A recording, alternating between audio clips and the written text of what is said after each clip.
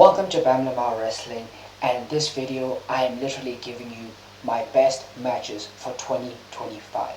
This year in wrestling has been up and down, with the likes of WWE having things like the Cena retirement tour, continuing the story of Cody Rhodes, the story of Roman Reigns, the fall and rise of Jey Uso, and a bunch of other stuff also, and that we will talk about.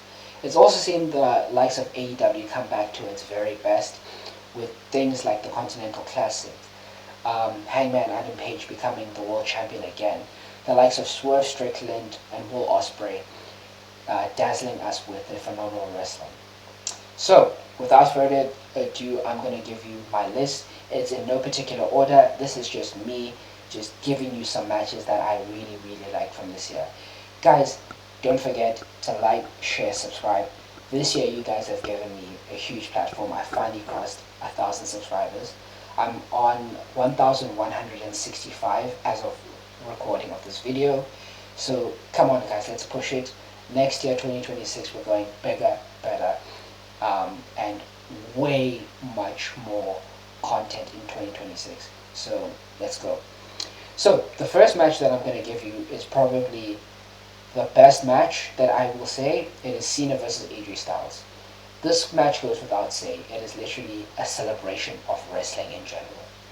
A celebration of TNA, WWE, and John Cena and AJ Styles and everyone that has come before them.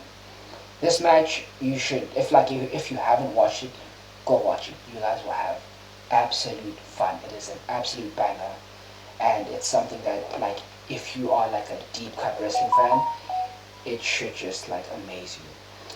The second one that I'm gonna give, right, is Seth Rollins versus CM Punk. These two have been going on a feud for like the longest time, and the match at the beginning of the year, which was probably their first singles match, their first one-on-one singles match, is probably one of their best. Obviously the title was involved, and I think they were supposed to have a match for that title for the World Heavyweight Championship, but Seth did get injured. But I'm willing to see it later on down the line whenever both are fit and healthy. But the match at the beginning of the year, in the first episode of Raw on Netflix, is an absolute banger. Another banger is one that happened in AEW, and this was Mariah May versus Toni Storm, which was just like a bloody affair. One thing about AEW is that they don't skim out on the blood and the gore and everything, right? But for something like this, where it was like the story of betrayal, where Mariah May, this was basically Mariah May's farewell to AEW before she headed over to WWE as, what's her name in WWE? Whatever her name is in WWE, right? But she's doing well. But in this match against Toni Storm, I feel like she put everything on the line. Same thing with Toni Storm, who is probably the best wrestler or female wrestler in AEW, or even top 5 wrestlers in AEW, because she is great and she's probably the best character in general in AEW. So both of them give their all, a very bloody affair with a lot of emotion that they both put into it. So that is another good one. I've also got the TLC matches from SmackDown and the one on SummerSlam. The fact that they didn't put this match at WrestleMania and they left it for a random SmackDown is actually insane. Like, these guys should have, like, it's actually insane that they didn't put it on the WrestleMania, but they redeemed them by putting it on SummerSlam also. All of these guys went crazy. They put their bodies on the line. Even Candice LeRae, Johnny Gargano's wife, was there in the SummerSlam match. She went flying off a ladder into tables, if I'm not mistaken. It was just, everyone in there deserves like a round of applause for putting that division also, because the fact that the tag team divisions in WWE have been neglected, and that particular match, those two particular matches, put them like in the forefront and said, no, the tag division in 2026 kind of needs to be fixed. Another match that I will also point to you guys towards is Sami Zayn versus Kevin Owens at Elimination Chamber. The Elimination Chamber pay-per-view this year was probably one of my favorite like pay-per-views of this year. the whole card from top to bottom is actually phenomenal, right? This match between Kevin Owens and Sami Zayn is no different. It was an unsanctioned match, and the two of them have like absolutely like chemistry like is off the charts. This match, if you go and watch it, it's the two of them just having a banger match as per usual and putting their bodies on the line. It's insane that Kevin Owens actually got injured and couldn't make WrestleMania, because I do think that he would have had a great 2025, and like he was already in like my top 10 best wrestlers of 2025, but he was only there for like 2 months. Another one, WrestleMania. WrestleMania this year was kind of saved by the triple threat matches, both the women's and the men's. The women's in particular was probably really the best one in terms of in-ring, with Io Sky, Rhea Ripley, and Bianca just leaving it all out there.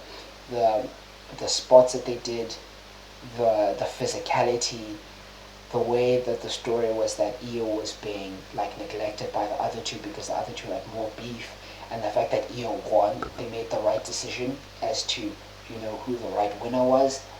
Just absolutely perfect, top to bottom, phenomenal match all round.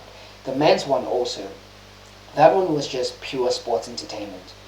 All of them, Punk, Rollins, and Roman Reigns, they left it all on the line there.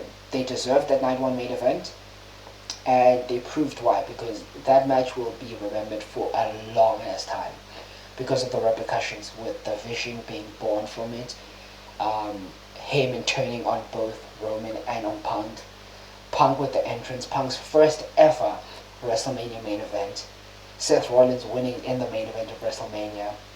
It was just peak wrestling, and if you do have the time, I say go watch all of these matches that I have mentioned. So we also have Gunther versus CM Punk.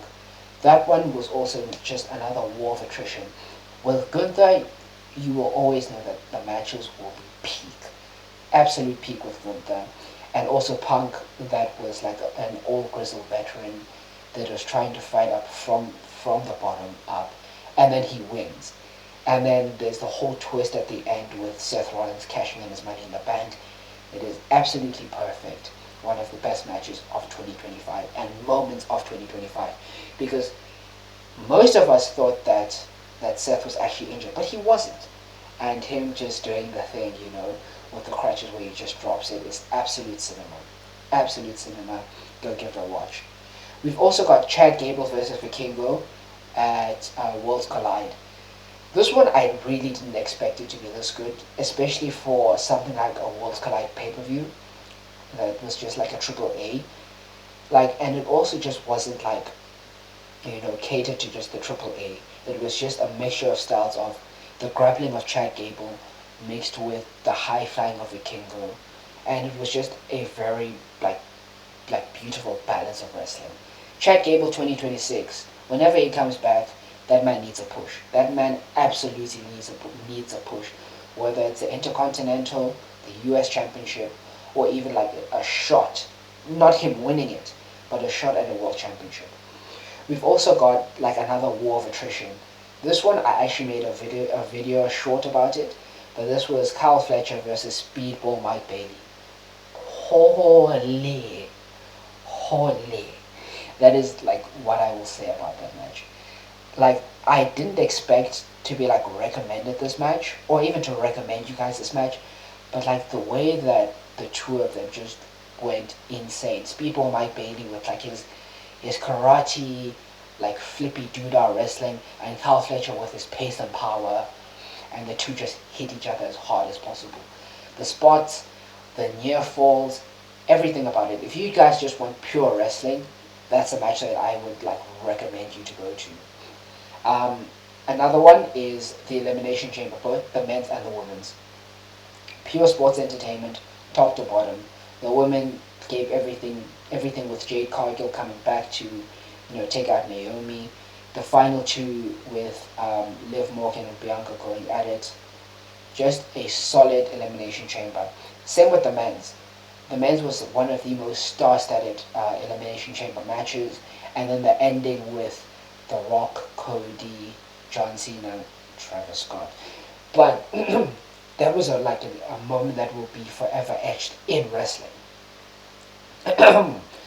Another match before I end off, right, is Cena versus Cody Rhodes. Cena this year might have had his mid booking in terms of his story, but in terms of the in ring, he was actually at his best. I don't think apart from that one, that Brock Lesnar one, the rest of the year he's been solid in ring. The Cody match, and the AJ Styles match are the ones that I just I put a level above with those ones. The Cody Rhodes match, obviously there was the face turn that happened out of nowhere, but the fact that they could pull off a Super Cena versus a Super Cody match, just absolutely phenomenal. And it was a great way to kind of end off the way that Cena was a world champion for the last time. I don't know if it should have been Cody to be the one that beat him, but obviously that was in their plans. But they had a very, very solid match and one of Cena's best in his retirement run, apart from the AJ Styles, which is the number one. But guys, let me know, what are your favorite matches from 2025? Are there any moments that stand out to you in terms of 2025?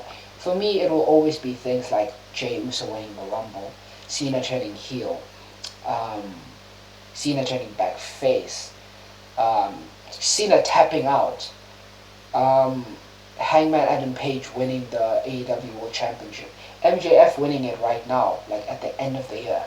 There's been a bunch of moments that have stood out in wrestling this year. So you guys just let me know, and don't forget to like, share, subscribe, and thank you for constantly viewing my videos, subscribing, liking. You guys have been a godsend, and this channel will push forward for many more years to come, because the grind does not stop.